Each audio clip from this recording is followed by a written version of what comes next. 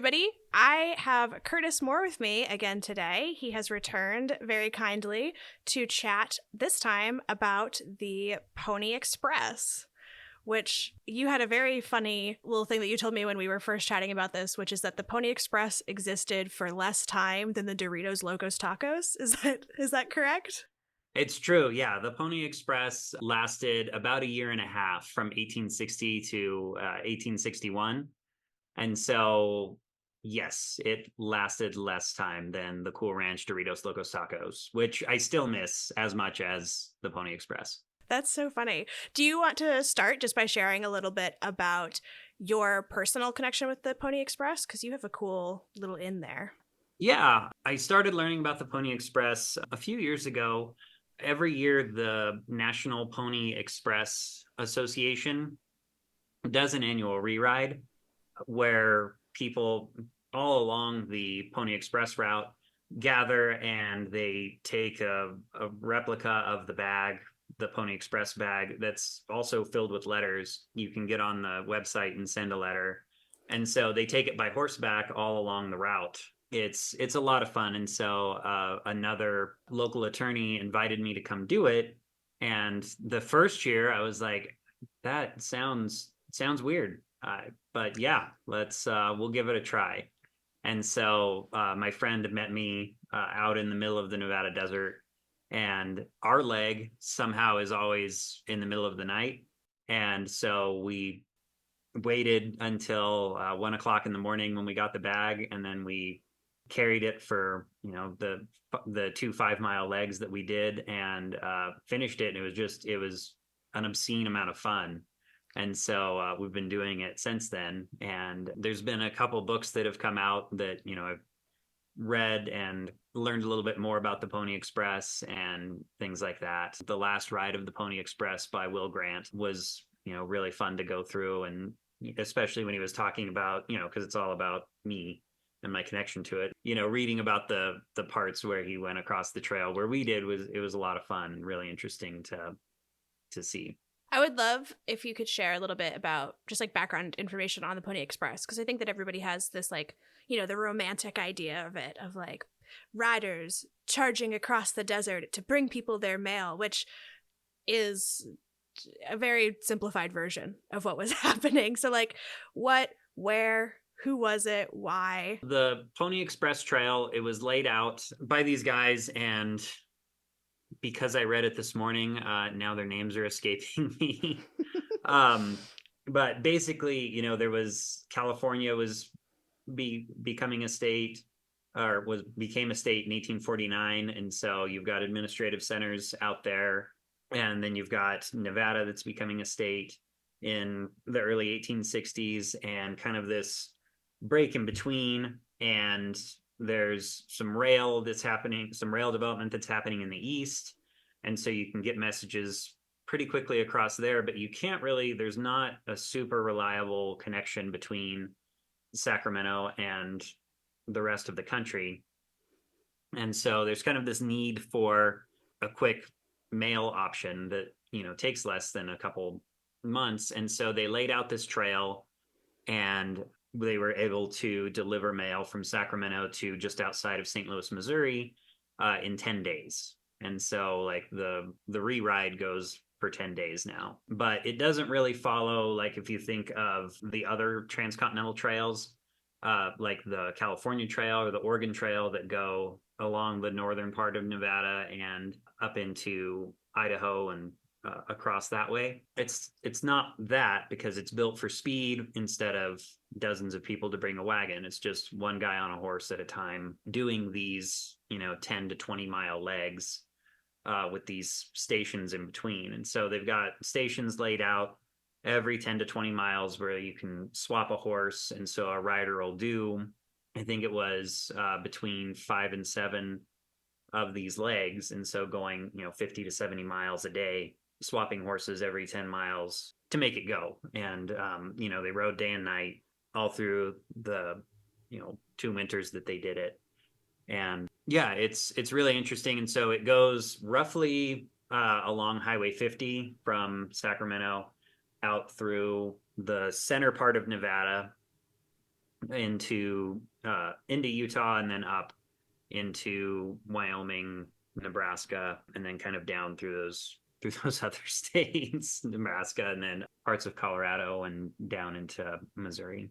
That's super cool. And I think, like, I don't know that much about the Pony Express concretely, but it has had like a huge impact on the like American horse culture as a whole too, and like American culture as a concept. I think that even people who don't ride horses are vaguely aware of the Pony Express because it was like part of that pioneer spirit. Like, we're just gonna make it work. We're gonna go out west and we're gonna figure it out.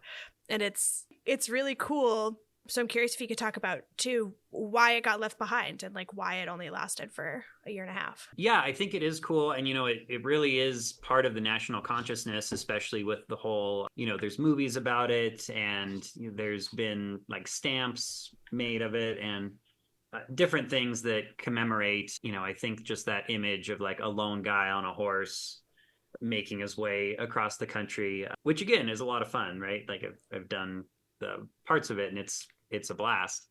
But yeah, it kind of sticks out there, and it was just a huge effort.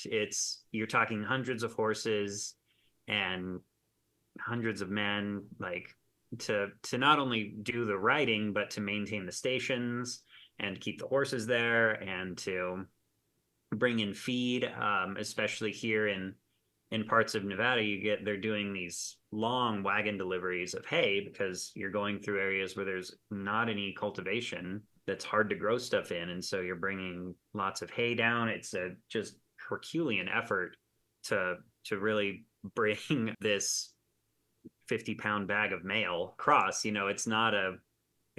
not bringing a lot. You're not bringing packages and stuff. It's just this bag with packages of mail sewn on it.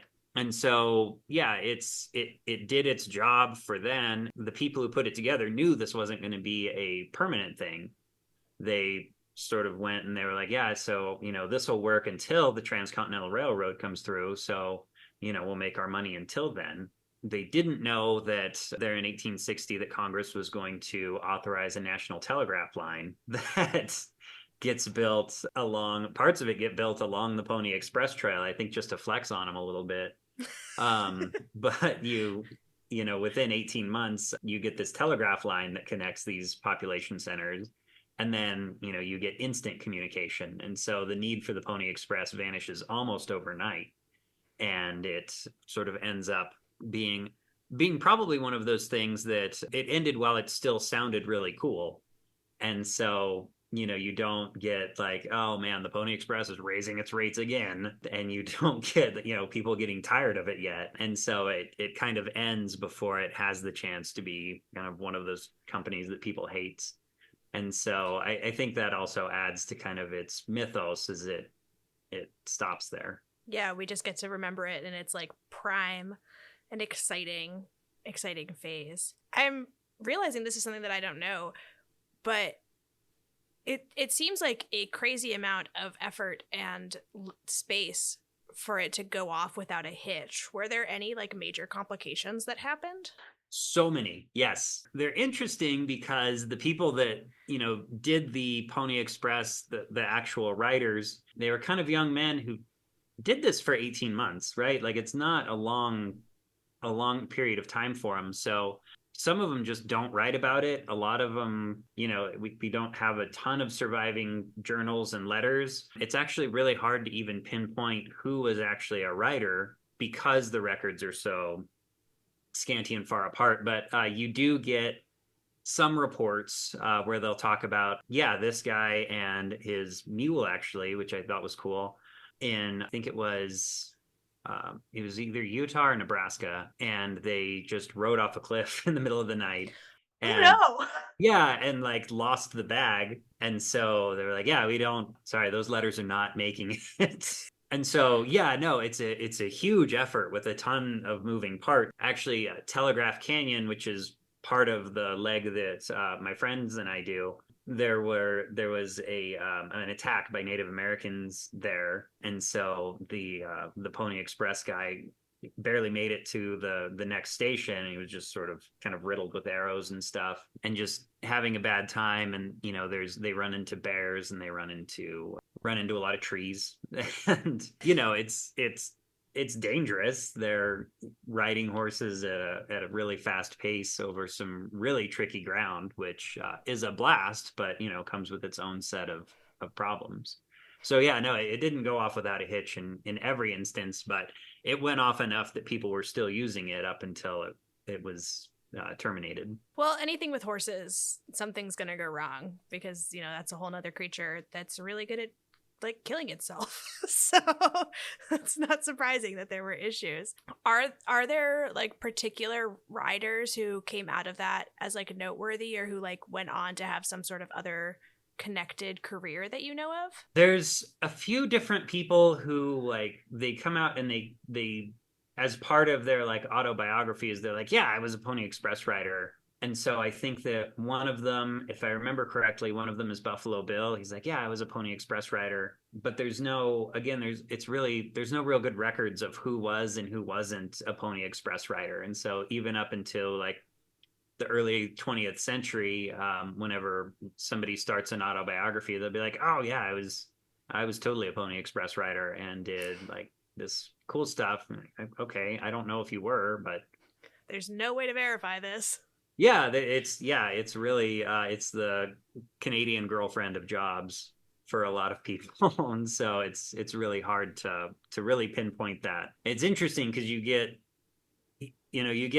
information that was kept by the company about like the amount that they were spending on hay and the amount that they were spending on horses and different stuff, but then you just get line items that are like payroll. And so you don't really get, we don't have their W-2s. We don't have any kind of real good idea of who these people were beyond. We have a much better idea of who they bought hay from and who was managing the stations, as opposed to who was actually doing the riding. With the stations, so if they're bringing horses back and forth, were these horses owned by the Pony Express itself, or were these horses owned like privately and then leased out? For the most part, they're owned by the Pony Express, and a lot of them are just wild horses that they've rounded up and got, gentle enough to where you can throw a saddle at them and then hop on them and run them across there. And so, yeah, they're not like, specialized horses, which I think makes it more interesting. Yeah, they're just, whatever horses were cheap or free and that they could gather up for this, because it takes a ton. This is a lot. And so, if you're doing, as many runs a week as they can, it takes just a huge amount of horses and support for those horses. So did those horses stay at whatever station they ended up in until the next rider came through? Like, were there individual horses, or were there like small herds at those stations? So there were small herds at each station. And so, you would get kind of depending on the station, because there were smaller stations and then kind of these larger stations that would distribute kind of the help with the logistical support. And so you would get like at the bottom of Telegraph Canyon, there's kind of a larger there was like a larger Pony Express station. And then when you get to like Sulphur Springs, where there's like an informational kiosk, there's nothing really left of it now, but it was probably just like a shack with like an attendant corral with a few horses in it. Probably one of the best surviving ones is here in Elko, Nevada. There's outside the Northeastern Nevada Museum, there's a shack, a Pony Express station shack that was in Ruby Valley, Nevada, and they took it apart and brought it back up here and put it all back together. But you can see it's literally just a one-room shack, about 10 by 8 feet, and enough room for what looks like an incredibly uncomfortable bed, a little fireplace, and like a little desk where you could fill out some of the paperwork. But so were these people riding the entire route themselves, or were the humans like switching off as well? Yeah, so the humans would switch off as well. They would go so like I said, the stations are between 10 and 20 miles apart. And so they would do 5 to 7 legs of this, do about 50 to 70 miles. And then they would stop and another rider would sort of take it forward. So they would switch horses at each station. One guy, riding 5 to 7 horses a day, and then handing it on to the next guy who would take it and go from there. That's so cool. What happened to all those horses when the Pony Express closed? A lot of them just kind of liquidated, sold for whatever they could get for them. Locally, you'll hear, oh, this group of Mustangs here is from the Pony Express when they ended and they just turned them loose, and might be true, might be not. Again, they didn't do a lot of good recording, and so it's kind of hard to tell. So yeah, we don't have any good real records of that. We don't even have like a surviving mochila, that the bag that they used for the Pony Express. There's not really even a good surviving example of that. We've got some pictures and things like that they can make a really good guess, but yeah, there's just not a lot of material left over from it. I bet that also contributes to the mythos of it, because I feel like people, like, we're relying on spoken word stories, like we're relying on literal generational tales being passed down, which always inspires awe and wonder. Yeah, for sure. And you can sort of, massage it to fit exactly the need that you need that story to fit then. So, whether you need to talk about a community of people filling a need for mail delivery, or whether you're talking about rugged individuals going across the country, like it's really a story that you can kind of make fit what you want. And, even as somebody who, like, my first year doing it, again, kind of similarly, I didn't really have any idea about the Pony Express other than, yeah, they like wore red shirts maybe, and like raced across the desert. The thing that I was reading, and the guy who got me into it, he was like, yeah, so we'll get the mochila here. And like, I took just enough Spanish in college to be like, oh, okay, so there's a bag of some kind. But I didn't look it up. I just assumed it was like a saddlebag that would go like across the front or across the back, and it was not. And I was not prepared for it, and my horse was not prepared for it. What does this bag look like? It's almost like it's a huge piece of leather that goes all the way across a Western saddle. And so there's a hole for the horn, and there's a hole for the cantle, and you just drape it over that and then sit on top of it, and that's what keeps it down. And then it has 4 big pockets sewn into it on the 4 corners of it. Those are stuffed with letters. It's like, it weighs about 50 to 60 pounds, which again, I was not expecting. Yeah. So yeah, I just came up with kind of all this unearned confidence, like this is going to be fine. And it's super loud because there's a bunch of letters rattling around in it. Yeah, when I got it, it was the middle of the night, and I just kind of had my headlamp on, and I saw this thing, and so we pulled it off of the horse that came before me, and I went to put it on my horse, and he's a Mustang, and he's done everything I've ever asked him to, but this was a whole new thing, and he was like, "What is happening?" And he kind of shied away from it because we both tried to put it on there, and so I kind of just had to like turn my lamp off, sneak it up on him, and then throw it on him, and then like jump in the saddle as fast as I can. And he panicked, and he just like galloped down the trail in the dark for 3 of the 5 miles that we were supposed to do. And then by 3 miles, he kind of tired out, and he was okay with it. But, so if you have a listener that's thinking about doing it, you can get them ready for it. You just have to know kind of what you're getting them ready for, and it is so much fun, but you just got to be prepared for that. Well, you probably had more of an authentic experience then too, because I'm sure that those first wild horses that were doing the Pony Express weren't necessarily prepared for that bag. It probably was a throw it and run. Yeah, I think it was a really authentic way to do it. I don't know if I would recommend it to anybody I liked, but it was an obscene amount of fun. I had a blast doing it. If there was anybody that I liked, I would be like, yeah, you should probably train him before that. But for me doing it, I had so much fun. Well, I mean, there's also something to be said for like, you had the 5 miles for your horse to run with it and realize that he wasn't being eaten by the bag. Yeah, yeah. You've got lots of time, you've got lots of space, and you're not out there totally alone. There's a side by side with like a guy with a ham radio that follows, like just in case there's a huge medical emergency, or they have there's a GPS tracker in the bag, but also the guy in the side by side has a GPS thing, and so you can track it going along there. So you're not totally alone out there. Do you have any other like particular stories from your times doing the re-ride that are memorable? So that first year I did from the Pony Express kiosk right north of Eureka, Nevada, up over the highway. And it's a little bit twisty and steep, but it's not terribly treacherous. There's no falling off points. There's nothing really bad on that side. And then the other side is it goes from the base of the Diamond Mountains up to Diamond Pass, up Telegraph Canyon. So this last year I did the part up Telegraph Canyon, and that's one of the only places where the side by side can't make it. I went up there by myself, and it was fine. I've ridden in the dark by myself before. It wasn't like terribly scary, but I got the bag and I threw it on my horse. His name is Rooster. I threw it on Rooster and climbed on him, and he was okay with it this year. He was like, I've got this figured out.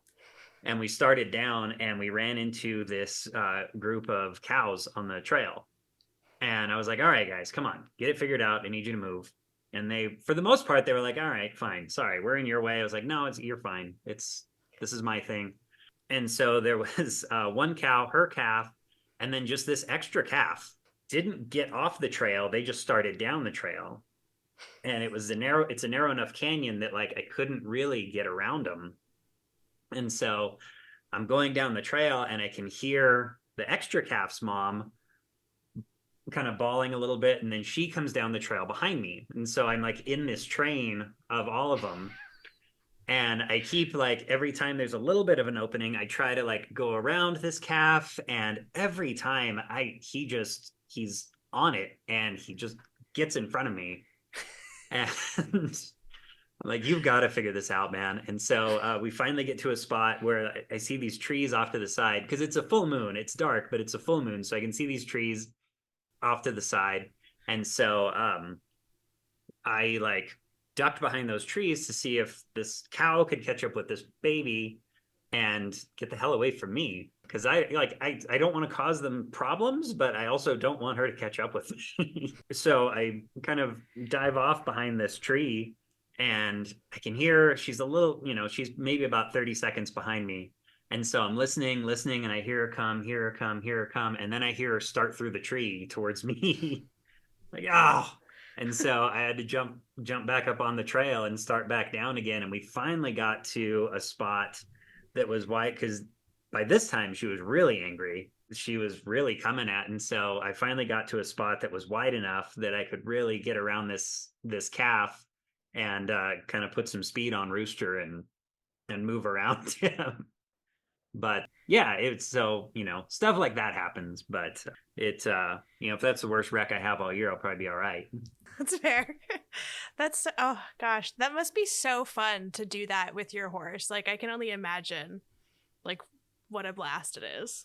It's so much fun. And honestly, they're in need of riders almost every year.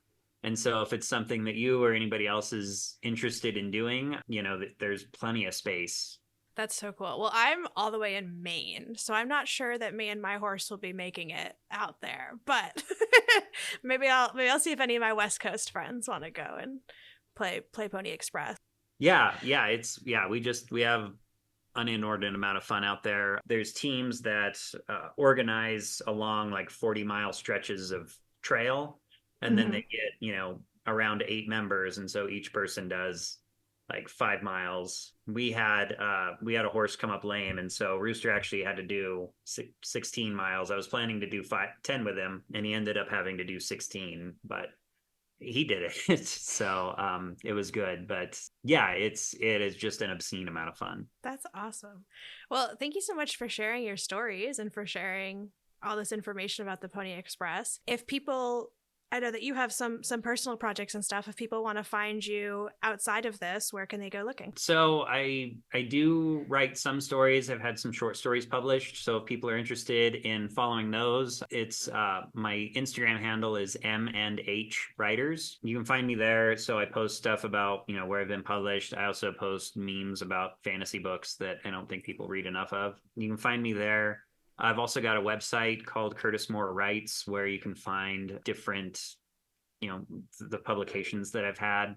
And so I have written a little bit about my Pony Express experience, and you can find links to that there under my horsemanship articles. Yeah, and then the National Pony Express Association has a website. So if you're interested in participating, you can go there, and they'll have contact information for your state. Awesome. Amazing. Well, thank you so much again. Thank you for having me. Yeah, absolutely. We'll talk to you later. Thank you for joining us this week at the Horse Girl Gazetteer. You can find us online at Horse Girl Gazetteer on Facebook or Instagram, and Horse Girl Gazette on TikTok and Patreon. You can also email us questions or comments at horsegirlgazetteer@gmail.com. If you find yourself enjoying our content, please leave us a review and share the link with your friends to help others find their way here. Any and all support is greatly appreciated. Talk to you later.